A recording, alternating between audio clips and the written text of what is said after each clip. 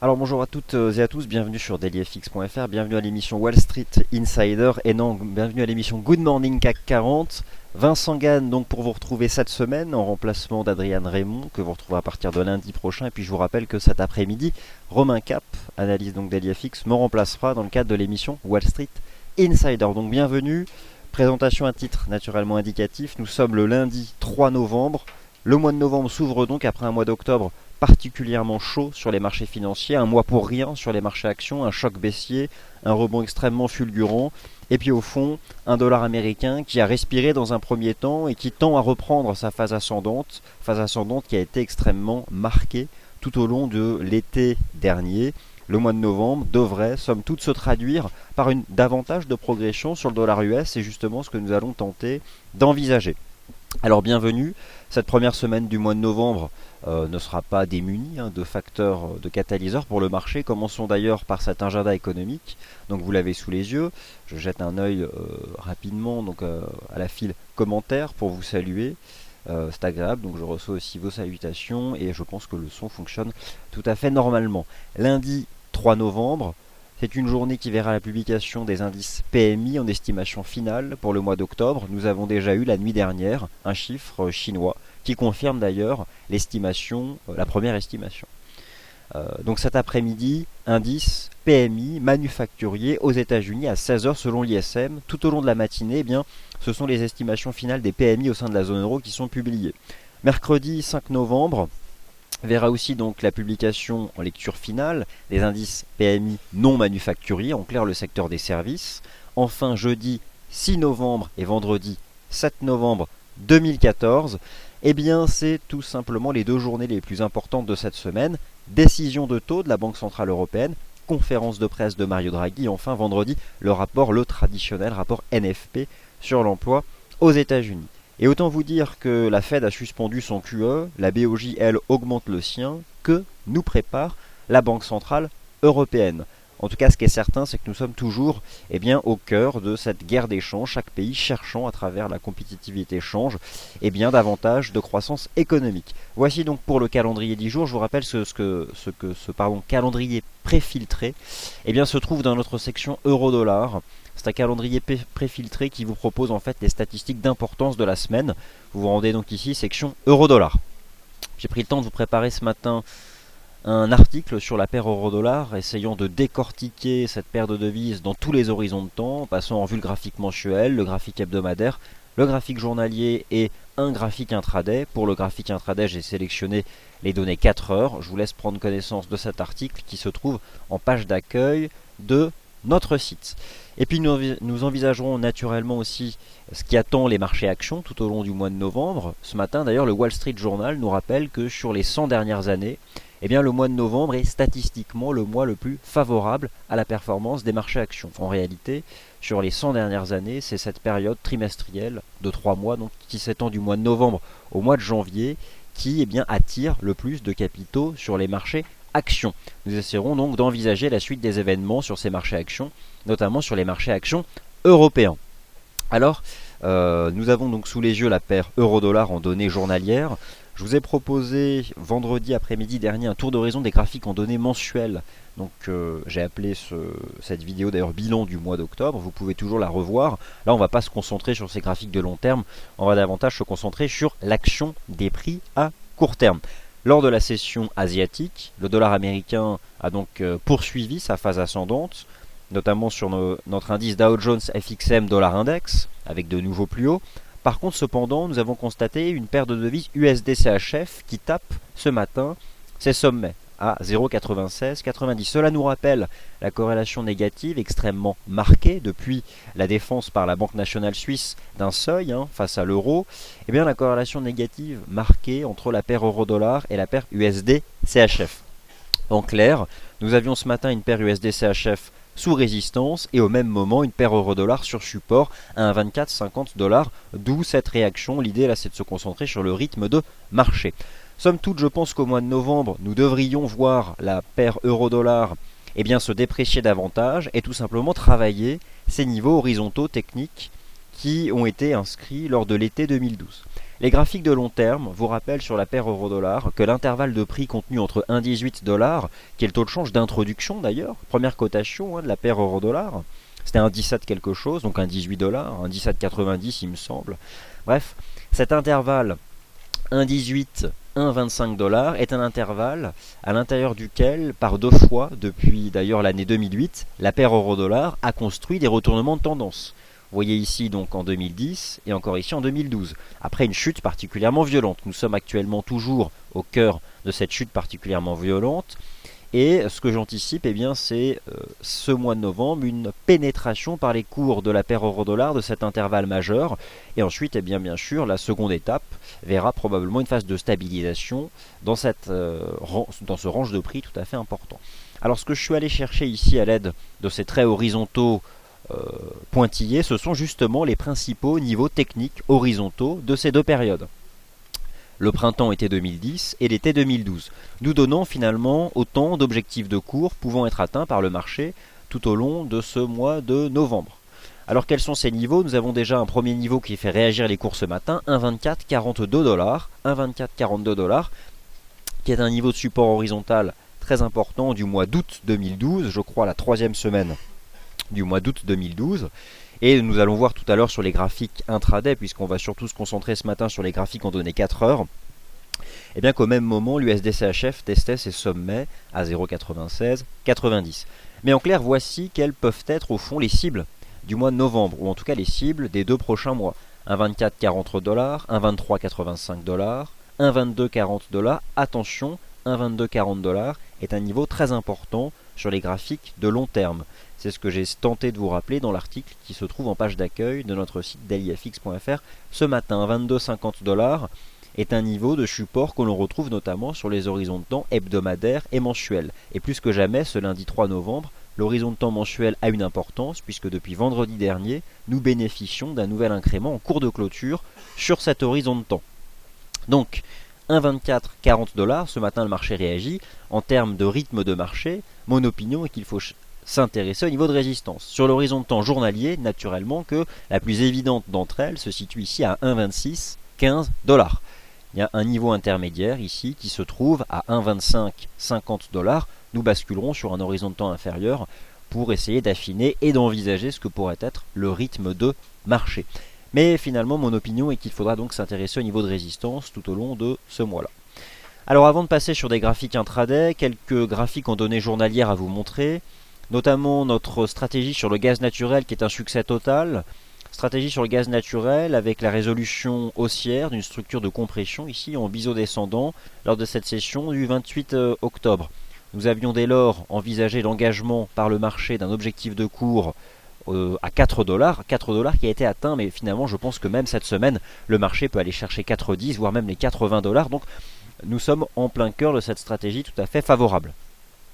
Où en sont donc les marchés actions américains? Alors les marchés actions américains sont revenus au contact de leur sommet historique et finalement l'analyse chartiste nous enseigne, et c'est une figure graphique que j'ai mis du temps en réalité à voir. Il m'a fallu attendre finalement le début de la semaine dernière pour envisager cette figure. Tant le mois d'octobre est un mois pour rien pour les marchés actions, un choc baissier, une reprise tout aussi violente. Le marché actions américain en réalité avait donné un puissant signal d'achat le 21 octobre en validant cette structure en V-bottom ici, extrêmement puissante que l'on constate à la fois ici existante sur les indices Nasdaq, Nasdaq 100, Nasdaq Composite, ou encore les marchés actions standards représentés ici par les indices Russell 2000, S&P 500 ou encore Dow Jones des valeurs industrielles. Et donc les objectifs théoriques sont faits avec en début de semaine des marchés actions américains qui rencontrent leur sommet historique. Nous verrons à plus court terme que pour le moment ils développent un flat sous cette résistance. Alors s'agit-il d'une phase d'accumulation en vue de dépasser ces niveaux, ou est-ce qu'au contraire le marché va fortement distribuer sous cette résistance? C'est bien sûr un des enjeux de ce début du mois de novembre. Alors, on va passer sur des graphiques à plus court terme avant que je puisse répondre à vos questions. Mais laissez-moi vous rappeler que le support à 1,2450 $ est fortement renforcé ce matin par cette résistance journalière sur la paire USD-CHF à 0,9690. En clair, je pense que depuis la fin de session asiatique, le support à 1,2450 $ est acheté et qu'il se pourrait, notamment aujourd'hui, que le marché aille chercher des niveaux de résistance qui se trouvent au-dessus du niveau actuel des cours. Alors en clair, je m'intéresse à des niveaux de support de l'été 2012 qui sont autant d'objectifs au titre du mois de novembre. Par contre, attention, les objectifs du mois de novembre ne seront pas faits le lundi 3 novembre. Soyons bien clairs sur cet aspect-là. Donc, depuis la fin de session asiatique, il y a davantage un courant positif sur la paire euro-dollar depuis ce support à 1,2450. Vous devez vous intéresser à cette résistance à 0,9690 sur l'USD CHF, qui laisse peut-être envisager un retour sur support de cette paire USD CHF, ce qui signifie mécaniquement que l'euro-dollar peut peut-être aller chercher les résistances qui se trouvent au-dessus du niveau actuel des cours. Tout, bien sûr, se jouera cette semaine avec la Banque Centrale Européenne. Que peut nous annoncer la Banque Centrale Européenne? Autant vous dire que personne ne le sait. Mais par rapport à ce qui s'est passé dans la nuit de jeudi à vendredi dernier sur la Banque Centrale du Japon, où finalement peu de traders, ou simplement des traders extrêmement avertis, ou très focalisés et concentrés sur cette zone-là, avaient pu jouer un scénario de davantage de mesures accommodantes de la Banque Centrale du Japon. Mais je pense somme toute que ce que a fait la Banque Centrale du Japon va relancer énormément la spéculation sur la capacité des banques centrales à créer un effet de surprise sur les marchés financiers. Alors, en ce qui concerne les graphiques en données journalières, c'est finalement les seules choses que je voulais vous montrer. On aura l'occasion d'en reparler. Maintenant, je vais me concentrer davantage sur l'horizon de temps intraday. Mais si nous envisageons, en ce début de session européenne, peut-être un dollar américain, notamment ici à travers l'USD CHF, pouvant revenir sur support, ou même un Dow Jones FXM Dollar Index qui, lors de la session asiatique, a franchi ici cette résistance, mais qui peut revenir la tester, je pense que lors des toutes prochaines heures, on peut envisager une consolidation négative du dollar US, permettant à euro-dollar d'aller chercher des résistances un peu plus haut. Je m'intéresse là au rythme de marché intraday, sur lequel nous allons désormais nous concentrer. Mais ce qui signifie aussi, par exemple, que des métaux précieux peuvent aller chercher des niveaux de résistance, des points de décrochage de la fin de semaine dernière. Et on s'intéressera notamment sur l'once d'or au précédent sommet, au précédent point bas annuel. Précédent point bas annuel qui se trouvait à 1180 $. Mais attention, les graphiques de long terme m'enseignent qu'en réalité, la vraie résistance, c'est davantage 1190, 1200. Alors, il s'agirait dans ce cas-là d'un phénomène d'un marché de pullback. Le marché reviendrait chercher cette résistance qui devrait, somme toute, être à nouveau vendue ici. Donc je pense que ce matin, nous pouvons avoir une sorte de mouvement de rappel sur le dollar US, qu'il verrait revenir tester des niveaux de support, qui pourrait se traduire donc par un euro-dollar ou un once d'or capable d'aller chercher des niveaux de résistance un peu au-dessus du niveau actuel des cours, niveaux de résistance qui pourront être peut-être vendus par le marché. Voilà pour les graphiques en données journalières. Les graphiques de long terme, j'en ai énormément parlé vendredi après-midi et à nouveau dans le point sur le site ce matin. Maintenant, nous allons nous concentrer sur les graphiques intraday. Alors, quels sont justement ces graphiques intraday qui m'intéressent? Nous allons parler des indices boursiers. La lecture graphique, et uniquement graphique, est globalement limpide sur l'indice CAC 40, le DAX 30 ou encore l'Eurostoxx 50.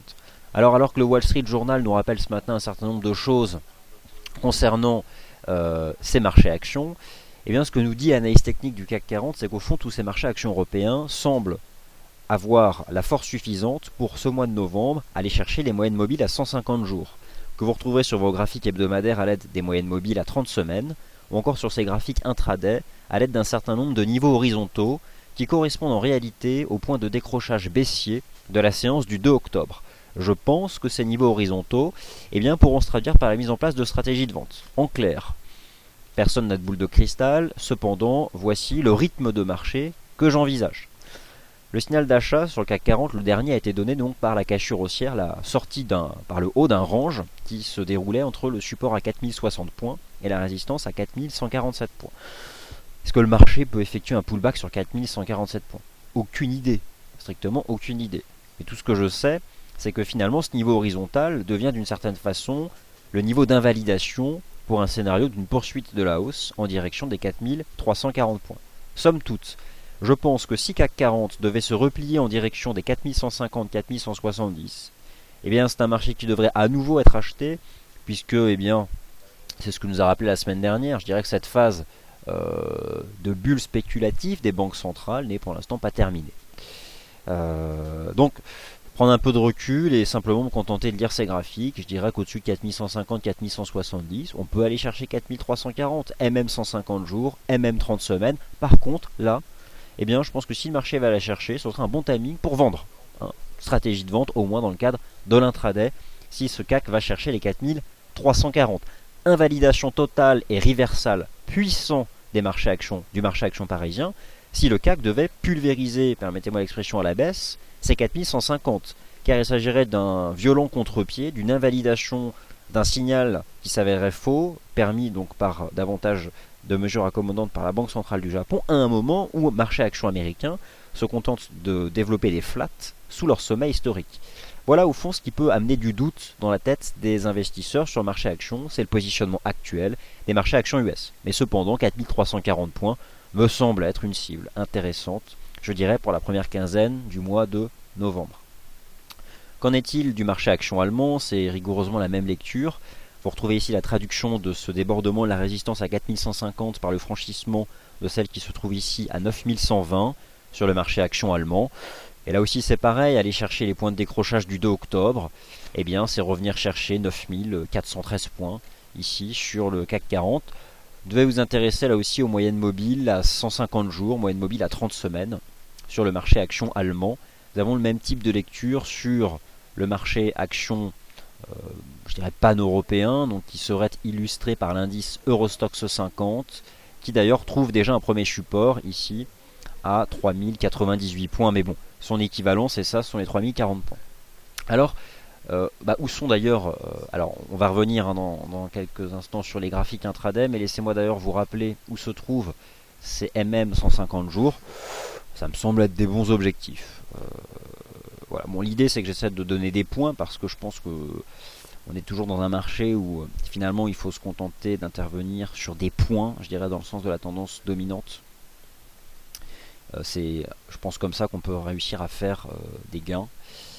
Donc, où est-ce qu'elles se trouvent, ces MM? Pourquoi est-ce que je m'intéresse à ces moyennes mobiles? Parce que, bon, déjà, elles ont une importance reconnue dans la communauté des analystes techniques. Et d'autre part, les marchés actions US les ont d'une part reconquises, d'autre part dépassées. Et ce sont les marchés actions US. Si les marchés actions US sont capables de les reconquérir, voire de les dépasser, en Europe, on peut au moins les chercher. Par contre, les dépasser, bon, on n'est pas Wall Street. Hein. On n'est pas du tout Wall Street. Et donc les voici, 4350, 9000, alors là c'est carrément 9530, ou encore sur le Eurostoxx 50 c'est 3168. Voici donc ce qui m'intéresse sur ces graphiques de long terme et journalier, pardon, que je quitte immédiatement pour revenir sur les graphiques intraday. Accordez-moi encore 10 minutes et je réponds à vos questions. Alors, donc ces graphiques intraday sur le FX et sur les métaux précieux. Laissez-moi d'ailleurs commencer par le gaz naturel. Alors, nous avons proposé une stratégie sur le gaz la semaine dernière, le jour d'ailleurs où vous aviez à votre disposition un nouveau CFD, donc chez FXECM. Vous avez eu le pullback. Vous avez eu du pullback pour vous positionner. Notamment, le marché s'est affranchi cette ligne de tendance baissière sur les cours du gaz naturel, ligne de tendance baissière qui couvrait le marché depuis février 2014. Eh bien, vous avez eu en fin de journée, vendredi, un pullback ici à 3,85 sur cette ancienne ligne de tendance, suivi d'une violente reprise. Nous sommes vraiment dans ce scénario de résolution haussière d'un wedge qui se traduit par des phases de hausse impulsive. Notre objectif à 4 $ est atteint et dépassé. Il existe désormais un support à 3,95. Attention, je pense que ce marché peut cette semaine aller chercher 4,10 et 4,18 qui correspondent ici au sommet de cette séance du 1er octobre 2014. Alors, l'eurodoll maintenant en intraday. Donc l'eurodoll en intraday, on retrouve ici donc cette réaction ce matin sur un 24,40 $ qui est pile poil un niveau horizontal de la troisième semaine du mois d'août 2008 qui se conjuguait avec la résistance à 0,9690 sur l'USD CHF. Donc c'est un marché qui reste sous pression. Finalement, depuis le mois de juillet dernier, ce marché tend vers notre objectif de cours des 1,20 $, d'ailleurs que nous vous avons rappelé dans nos prévisions trimestrielles qui étaient disponibles depuis un mois. Nous avons finalement une première résistance ici qui semble déjà agir sur les 1,2505, 1,2510. Que puis-je vous dire en termes de rythme de marché? C'est sérieusement compliqué. Je vois déjà que les cours semblent couverts ici par une oblique. Cependant, S'il y avait vraiment une résistance, moi, qui m'intéresse, c'est un 25,60. Ah, le vrai niveau qu'on voit en daily, bien sûr, c'est un 26, un 26,12. Euh, mais au fond, regardez ce qu'on peut aussi envisager sur l'eurodoll. On peut utiliser peut-être, donc on avait cette oblique baissière ici dont je reporte. Ici, on avait aussi ce canal là, et en fait, le marché, je dirais que pour l'instant, on voit qu'il trouve tout de suite une résistance dans cette zone ici des 1,25,15, 1,25,20. J'ai envie de dire tant qu'il reste en dessous, ou bien revenir retester un 24,50, voire même les fameux niveaux horizontaux journaliers dont je vous ai parlé tout à l'heure. Bon, l'idée, personne ne sait, hein, mais l'idée c'est de s'attarder sur des points. Et donc là, vous allez devoir impérativement faire coexister sur votre plateforme graphique le graphique intraday de l'euro-dollar et le graphique intraday de l'USD-CHF. Vous avez finalement peu de choix. Pourquoi? Eh bien parce que ici, regardez, sur l'euro-dollar en H4, vous retrouvez cette oblique baissière. Et sur l'USD-CHF en H4, vous retrouvez cette même oblique. Alors j'ai envie de dire que si l'euro-dollar en données 4 heures parvient à s'affranchir à la hausse de cette oblique, oui, il peut revenir chercher la résistance à un 25,70, qui sera au fond là peut-être un bon niveau de vente. Enfin en tout cas tout ce qui se trouvera entre un 25,70 et un 26. Mais la clôture 4 heures, attendons-la. Pour le moment, eh bien, on voit que la résistance rejette les cours et que le support soutient sur USD-CHF. Attention à quelque chose d'important.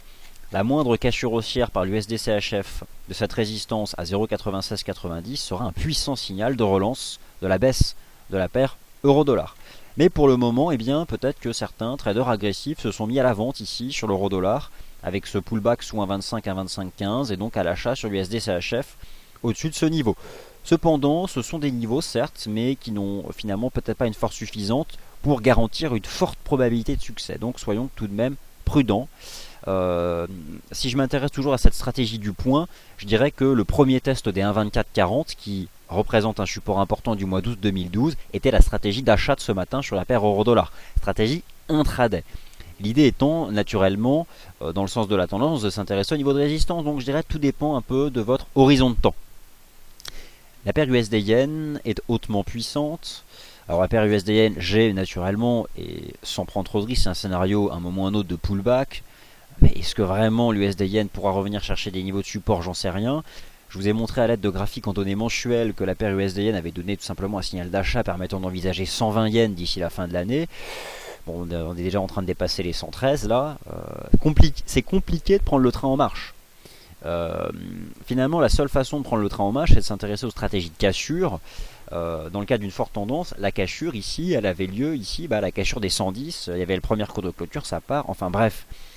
J'avoue que ne pas être à l'achat ici du USD Yen rend compliqué une éventuelle stratégie de positionnement. Nous avons ici une ancienne oblique qui attrapait les tops de marché. Si ça devait faire un pullback, ce serait sur 112 maintenant.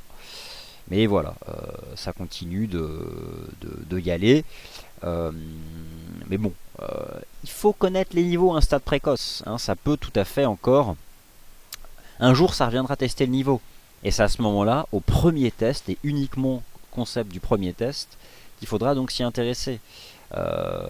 C'est comme l'euro-yen ce matin qui teste une résistance importante, mais bon, qui tient le choc. Voilà, l'euro-yen teste ici les 141,20, mais ça repart déjà à l'assaut, hein, ça semble déjà repartir à l'assaut de cette résistance. On a désormais un support comme ça, légèrement oblique ici sur l'euro-yen. Donc on est dans cette pattern, tant qu'on est au-dessus de cette ligne de tendance, le scénario c'est davantage à une cassure de la résistance. Et au mois de novembre, bien envisager un ralliement des 142,40. Donc l'eurodoll pour l'instant reste dans ce scénario finalement d'un pullback sous ces 1,2520.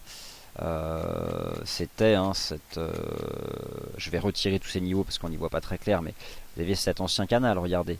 Ce canal ici, je vais le mettre dans une couleur un peu différente que cela saute aux yeux.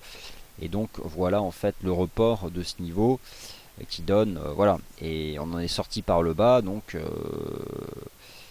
voilà, sous ces 1,25, alors si je retourne chercher pile poil le point de contact, mais voilà, sous ces 1,25,20, bon pour l'instant on a davantage une dynamique qui reste négative ici sur cette paire euro-dollar. Vous devez tous être allés chercher sur vos graphiques vos niveaux horizontaux de l'été 2012, c'est tout à fait majeur.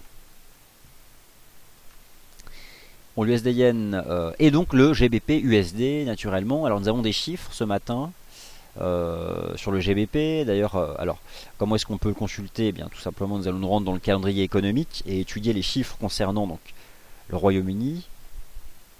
Donc voilà, vous avez ce calendrier qui est assez efficace, là, qu'il suffit de filtrer. On va afficher les statistiques de moyenne et forte importance concernant la Grande-Bretagne. Et donc, nous avons comme l'ensemble des indices à 10h30, et des pays, pardon, l'estimation finale de l'indicateur avancé PMI, donc le Purchasing Manager Index, qui est un sondage d'opinion parmi le poste clé qu'est le poste de directeur d'achat au sein des entreprises. Finalement, on accumule des stocks en amont d'une production future que l'entreprise envisage. Donc c'est pour ça que le marché utilise ces sondages pour se projeter à horizon 3 mois sur cet indice PMI. Bref, à 10h30, il y aura forcément un mouvement sur la livre sterling. Bon, jeudi 6 novembre, nous avons aussi une décision de politique monétaire de la Banque d'Angleterre. Est-ce que la Banque d'Angleterre va s'aligner sur la disparition du quantitative easing de la Fed, ou est-ce que la Banque d'Angleterre va davantage prendre du recul et peut-être se rapprocher de ce qui est pratiqué au sein de la zone euro, encore au Japon? Il y aura là naturellement un impact important sur la livre sterling. Il faudra vraiment décortiquer ce que sera le contenu de cette décision de politique monétaire de la Banque centrale d'Angleterre. La livre sterling, eh bien, je vous rappelle qu'elle partage avec le dollar américain le statut de devise forte sur le FX. En clair, ne confondez pas la paire GBP-USD avec la paire euro-dollar. Ce sont des dynamiques tout à fait différentes. C'est-à-dire qu'en clair, stratégies par exemple qui peuvent être, je ne sais pas, vendeuses sur l'euro-dollar, ne sont pas forcément répercutées sur les GBP-USD. Somme toute, le GBP-USD semble confirmer le rôle de support des 1,2950. Est-il en train de nous construire une compression permettant d'envisager davantage de hausse? J'ai le sentiment que nous avons... Alors, je vais me concentrer sur cette dynamique de marché ici en données 4 heures, mais la GBP-USD semble en train de construire une petite compression. Ça peut s'apparenter à une espèce de biseau descendant d'ailleurs. Alors je vais aller l'attraper, à moins qu'il s'agisse simplement d'un flag. Non, c'est un biseau. Donc je pense que ce matin, comme évoqué tout à l'heure, face à un retour sur support du dollar US, nous pourrions avoir cette structure ici sur le GBP-USD permettant d'envisager une reprise de cette paire de devises peut-être en direction des 1,60-30 $ ce matin. Donc nous avons ici ce micro biseau ici en données 4 heures, dans l'esprit aussi une contradiction positive de momentum ici sur la paire GBP-USD. Donc voilà, le GBP-USD, le câble c'est complètement différent. Nous avons dans l'esprit quelque chose qui s'apparente à la Magic Pattern avec finalement ce niveau des 1,5950 qui avait été travaillé par le marché, une incursion sous 1,5950 qui avait été racheté ici, c'est à nouveau acheté. Je ne chercherai pas de vente sur le GBP-USD. Vous devez bien vraiment distinguer la destinée des paires euro-dollar et GBP-USD, je pense, sur le FX.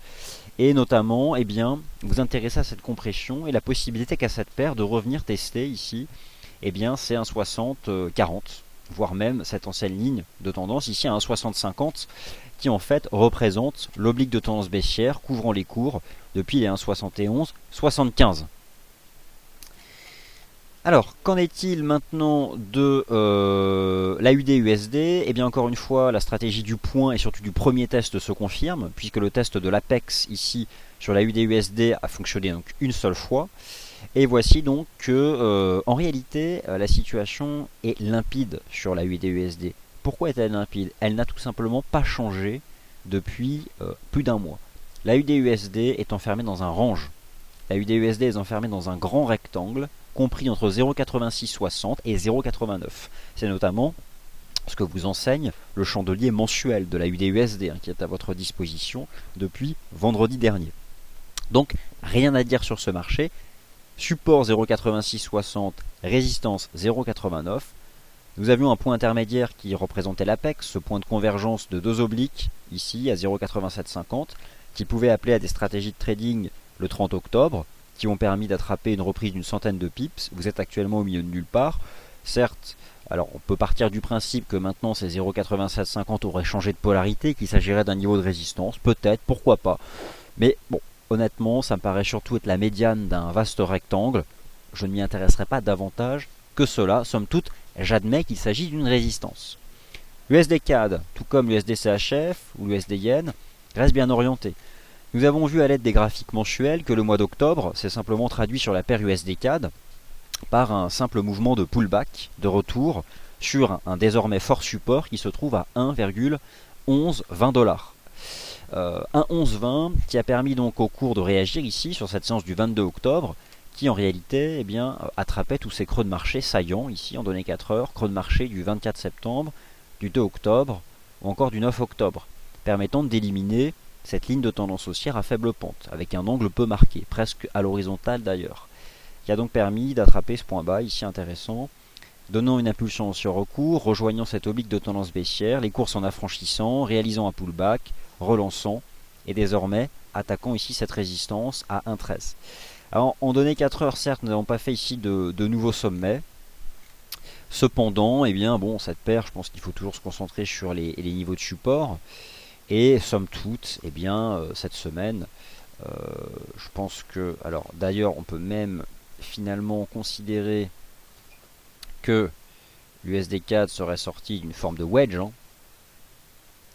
ici que l'on peut appréhender en données 4 heures, et dont finalement l'objectif est un retour à 1,1380. Nous avons d'ores et déjà, alors celui-là je vais le retirer, nous avons aussi d'ores et déjà un niveau de support ici. Donc tant qu'on se maintient au-dessus des 1,1255, je pense que l'USD CAD peut revenir tester ici les 1,1360 et les 1,1380. Et donc c'est un premier support, ce niveau ici des 1,1255. Alors naturellement, US Dollar Index ayant lui franchi ses sommets, on peut envisager que l'USD CHF finisse par suivre, avec désormais un rôle de support à 11 143 points. Ce qui signifie que sur ce CFD, ici, il s'agit d'un contrat pour la différence. Je vous rappelle que vous pouvez être investi sur notre CFD US Dollar Index, qui est une façon originale d'être investi dans le sens de l'appréciation du dollar US, si votre analyse technique des paires majeures en dollars vous semble un peu plus floue. Et donc somme toute, cela me laisse envisager bien davantage de progression pour l'USD, après qu'il ait peut-être effectué ce mouvement de retour sur 11 143 points. Et forcément, si l'US Dollar Index revient faire un pullback sur 11 143 points, ce sera probablement acheté par le marché. Il va falloir à ce moment-là s'intéresser à la résistance de l'euro-dollar. En clair, un dollar index qui revient se poser sur 11 143, si l'euro-dollar est à ce moment-là sous résistance, on peut vendre. Le money management sera à ce moment-là optimal. Mais ce qui au fond laisse peut-être envisager cette semaine, pas forcément aujourd'hui, mais un dépassement des 0,9690 par la paire de devises USD CHF. Alors, l'euro CHF est important. Je vous rappelle qu'à la fin du mois de novembre, il y a un événement politique important en Suisse, un référendum qui aura forcément un impact sur la destinée du franc, qui est toujours donc défendu par la Banque nationale suisse. Enfin, la Banque nationale suisse fait en sorte que le franc ne s'apprécie pas trop, notamment face à l'euro, en défendant un seuil qu'elle affiche d'ailleurs officiellement à 1,20. En clair, elle se porte à l'achat d'euros dès lors que l'euro CHF pénètre dans l'intervalle compris entre 1,20 et 1,30. Donc c'est pour ça qu'il faut de toute façon continuer de laisser traîner des ordres d'achat entre 1,20 et 1,20.30 sur l'euro CHF, mais à plus court terme, ce marché semble former ici un support à 1,2052. Sur l'euro CHF, je m'intéresse toujours à cette ligne qui attrape tous les bas de marché et serais intéressé par un achat en cas de mèche basse ici sur 1,20.48. Alors, USD Yen, GBP USD, AUD USD, nous en avons parlé. Qu'en est-il maintenant du NZD USD ? Le NZD USD, un peu plus de mal à court terme sur cette paire de devises. On voit que le marché, finalement, ça se traduit au fond d'une certaine façon comme ce que vous propose la UD USD. La UD USD, c'est un range 0,8660 à 0,89. Bon, il y a quand même une chose qui est certaine, c'est que on est finalement toujours dans ce range, 0,77, 0,80.30. Ça c'est plus ou moins certain. On teste probablement aussi cette oblique ce matin, mais voilà, on n'a pas pour l'instant, on n'est pas vraiment sorti de ce range. Je vais quand même affiner ici en données 4 heures, mais c'est la paire en dollars sur laquelle j'ai la lecture, je dirais la moins nette. Dans l'esprit ici, on a une contradiction positive de momentum entre ces deux récents creux. Mais au fond, somme toute, je pense que cette semaine, ce marché peut revenir tester ici ces 0,67. En clair, j'ai pas une lecture précise de cette paire de devises. Donc faut que je prenne le temps d'affiner avant de vous livrer un avis qui ne serait pas de toute façon assez construit. Alors venons-en maintenant aux matières premières et ensuite je répondrai à vos questions. Alors les cours du gaz naturel, nous en avons parlé tout à l'heure, c'était une stratégie d'achat optimale la semaine dernière qui suit son cours avec des objectifs de cours qui sont atteints un par un. Cours du pétrole, finalement rien n'a changé. WTI construit toujours une phase latérale au-dessus de ce support à 80 $, et il est certain qu'au regard de la tendance de fond, cela laisse davantage penser à une phase de range avant d'en sortir par le bas. Cependant ce n'est pas fait, mais c'est en effet quelque chose qu'on peut envisager étant donné les signaux de force que continue de donner le dollar US. Alors, qu'en est-il? Déjà, bon, cette phase de range, on la retrouve ici, hein, c'est plus ou moins en fait un triangle rectangle descendant, il y a plusieurs types d'obliques que nous pouvons ici attraper. Le bémol c'est quoi? C'est que finalement on sait qu'au niveau actuel de cours, eh bien, les prix du pétrole deviennent insuffisants pour un certain nombre de pays qui ne s'y retrouvent pas clairement en termes de vente. D'autre part, sur le plan technique, il existe un niveau de support majeur qui passe à 77 $. En clair, je n'exclus pas, eu égard à la force du dollar US, que 80 $ finissent par céder. Ça fait maintenant un certain nombre de temps qu'on est au-dessus de 80, ça peut casser, mais attention, je ne passerai pas agressivement vendre. En fait, je m'intéresse au niveau des 77 $. Et au fond, si je devais conseiller quelque chose, c'est de laisser traîner un ordre d'achat limite, je dirais sur 77,40, 77,35, 77,40, en appliquant uniquement le principe du premier test. C'est-à-dire que je pense que c'est un niveau qui peut attirer beaucoup d'acheteurs si le marché tombe violemment dessus. Il s'agit tout simplement ici des points bas du mois de juin 2012 et de manière générale d'une zone de support important. Donc, certes, ça peut finir par casser, on peut tomber violemment sur 77, mais pour le moment, de toute façon, le support continue de tenir ici sur l'US Oil. Donc, c'est un marché sur lequel je serai davantage en attente, en attendant ce test ici des 77. Le copper, j'avais alors écrit une alerte en expliquant que sous les 3,10 il y avait un signal de vente. Qu'est-ce qui s'est passé depuis? Eh bien, le marché glisse légèrement à la baisse, sans forcément énormément décalé. Mais bon, voilà, maintenant il reste positionné sous ces 3,10. Il tente ici de former un support au-dessus des 3,02. Il n'y a pas de timing, le timing c'était sous 3,10. On avait certes la cassure de cette oblique et à nouveau un pullback ici sur 3,08, mais c'est pas hyper, c'est franchement pas très punchy ici sur les cours du copper. Problème du cuivre, c'est que bon, c'est une matière première qui est quand même globalement corrélée au risque. Mais bon, on peut dire pareil du pétrole, et alors que les indices US sont revenus sur leur sommet historique, le pétrole il est tout en bas quoi. Donc il y a des choses quand même, il y a des choses qui sont étonnantes, c'est-à-dire que si les marchés actions sont censés refléter la puissance de l'économie réelle, pourquoi le pétrole ne rebondit pas quoi? À un moment ou à un autre, il y a quand même une réalité de l'activité économique. Alors certes, on sait qu'il y a un effondrement de la demande de pétrole en provenance des pays de la zone euro, mais on sait aussi qu'il y a une augmentation substantielle de la production de pétrole, notamment aux États-Unis. Il y a peut-être des nouvelles conditions dans le rapport offre-demande qui font peut-être davantage, qui font moins du pétrole un baromètre du risque. Bon, ça c'est un autre débat. En tout cas, sur le plan d'analyse technique, restons factuels, sans s'enfermer dans ce type de raisonnement intermarché. En tout cas, ce qui moi me paraît envisageable, c'est que l'USD Dollar Index effectue en début de semaine un pullback, je dirais sur ce support compris entre 11 133 et 11 140. Support qui pourra être acheté par le marché. À ce moment-là, intéressez-vous au niveau de résistance que testera la paire euro-dollar pour peut-être attraper un bon timing de vente. Mais en clair, il y avait davantage ce matin une stratégie d'achat des 1,2450 et je pense que nous sommes finalement toujours en fait dans cette stratégie de reprise technique intraday. Jusqu'à ce que l'USD Index revienne tester 11 135, 11 140. Alors, et donc GBP USD semble en effet confirmer une résolution haussière de cette structure en biseau. Donc voilà, en même temps, si l'USD Index revient tester son désormais support, je pense que le GBP USD il va à 1,6030. On a une divergence positive hein, en H4 là, donc c'est plutôt pas mal. Alors, les métaux précieux. Et enfin, vos questions-réponses. Un métaux précieux, c'est intéressant parce que finalement, sur les dernières semaines, l'argent était précurseur des signaux de vente qu'a donné l'once d'or.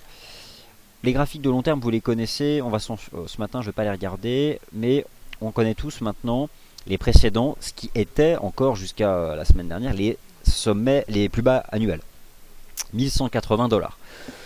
Bon, 1180 $, c'est un signal de vente qu'a donné l'once d'or.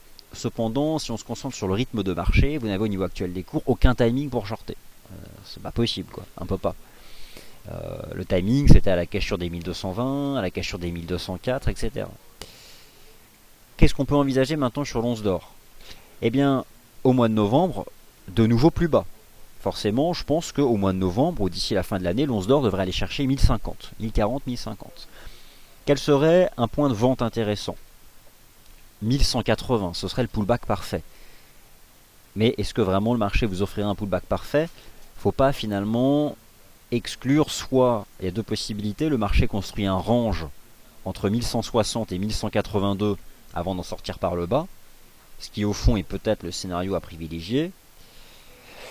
Ce qui est certain, c'est que tous les excès haussiers entre 1180 et 1200, il faudra les vendre, quoi. Mais bon, pour l'instant, on fait une espèce de flat entre 1160 et je vais essayer encore de descendre d'un horizon de temps. Bon, là, on fait un flat entre 1160 et peut-être 1180. Sur le plan d'analyse technique, ça ressemble à rien. Enfin, peut-être vite fait un triangle. Mais bon, moi, enfin, voilà, il faut attendre le point. Donc, voilà. Maintenant que vous avez cette résistance ici à 1180, je pense qu'il faut utiliser bien sûr le US$ index, mais surtout l'argent. L'argent qui est décidément une figure de triangle, puisqu'il en fait sur tous les horizons de temps. Le dernier en date étant ici en données 4 heures. Les cours en sont sortis par le bas le 29 octobre, ont effectué un pullback, ont ensuite enchaîné la cassure des niveaux horizontaux, avec désormais une résistance à 16,64.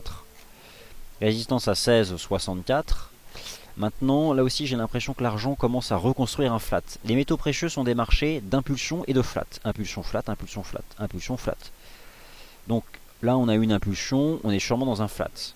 Le marché finira par en sortir par le bas, sauf que pour le moment, j'ai pas encore assez de données ici pour envisager la forme que prendra ce flat. Donc là, il ne faut pas se précipiter en début de semaine sur les métaux précieux et voilà, prendre un peu de recul et de temps pour voir ce que ces marchés vont vous proposer. Voilà pour les éléments dont je voulais vous parler. Maintenant, je m'intéresse à vos commentaires, éventuelles questions et graphiques que vous auriez postés.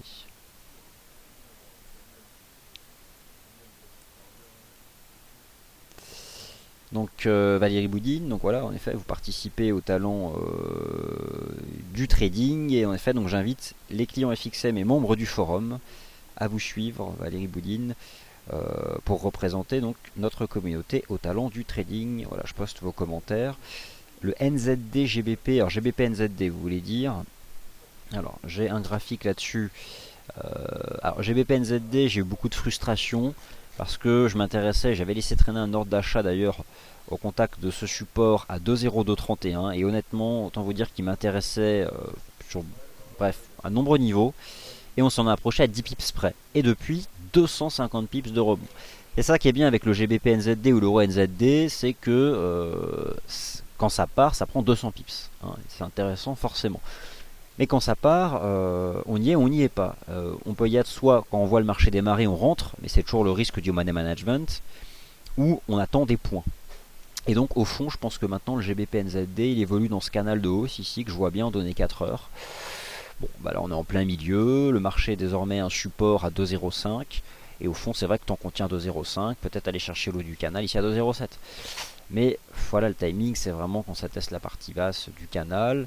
Après, moi je vais plutôt... alors vous êtes en position d'achat à 2,03, donc vous êtes plutôt content, pardon, Frédéric, donc au-dessus des 2,05, c'est plutôt pas mal. Et là on fait un petit range entre 2,05 et 2,0595. Si on en sort par le haut, on peut aller chercher le haut du canal ici.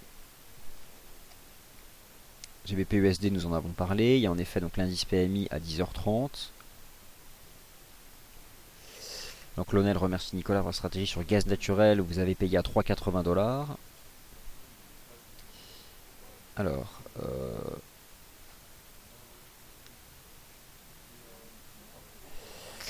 Alors, Mike, alors j'ai pas pris connaissance des objectifs de cours des banques sur l'euro-dollar, mais bon, alors vous me dites que certains le voient à 1,20, d'autres à 1,30, etc. Bon, après tout dépend, tout est question finalement d'horizon temps et de rythme de marché.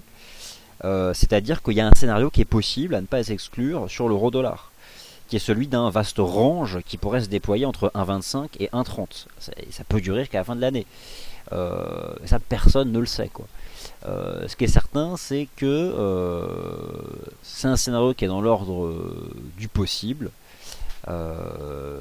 Cependant, si moi je devais choisir, je pense que le mois de novembre, c'est plutôt un mois où l'euro-dollar pénétrera cette zone importante des 1,20 à 25. Est-ce qu'ensuite il va rentrer dedans, construire un creux et en décembre remonter à 1,30? Ça, j'en sais rien, quoi. Personne ne le sait, quoi. Le graphique mensuel du mois d'octobre vous dit que ce marché a fait un pullback sous 1,28, c'est tout. Et que maintenant c'est désormais un gros niveau de résistance. Donc un 24,50, c'est un niveau qui a déjà été testé une fois ce matin. Moi j'aime bien le premier test. Et donc en effet ça réagit. Et moi je pense que depuis ce test réussi des 1,24,50, l'eurodoll peut parfaitement aller chercher 1,25,30. 1,25,25, 1,25,30. Ce qui correspond au 1,60,30, 1,60,35 du GBP USD. Et ce qui correspond à un mouvement de retour de l'USD dollar index sur 11 135.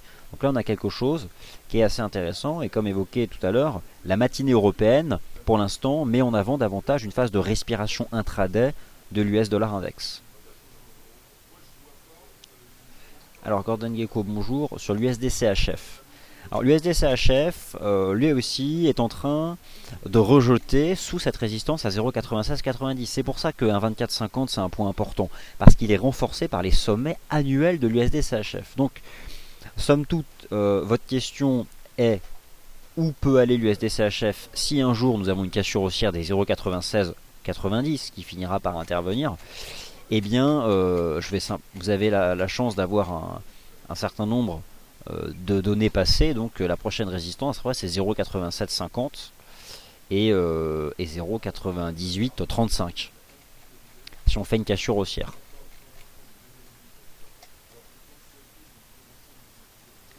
Donc en effet sur le DAX je suis d'accord avec vous. Le câble je pense que c'est plutôt un petit biseau, donc ça peut monter. Et il y a en effet une divergence haussière de RSI que je vous ai montré tout à l'heure, donc tout à fait. De toute façon le câble dans l'esprit ça fait un peu Magic Pattern au-dessus de 1,5960. Donc une Magic Pattern c'est quoi? C'est lorsqu'on fait un faux signal de cassure sous un niveau et qu'on revient ensuite plusieurs fois à l'acheter. Et c'est ce qui me semble être le cas des 1,5960. Distinguer vraiment la destinée de la livre sterling de celle de l'euro.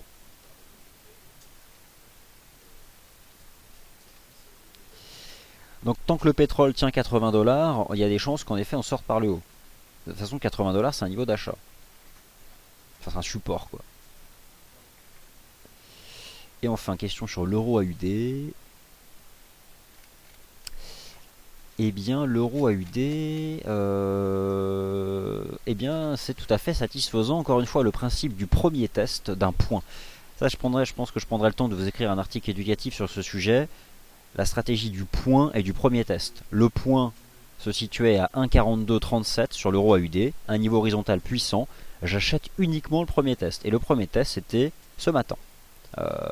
Et depuis le marché a repris 100 pips. Je ne rachèterai pas le deuxième test. Voilà.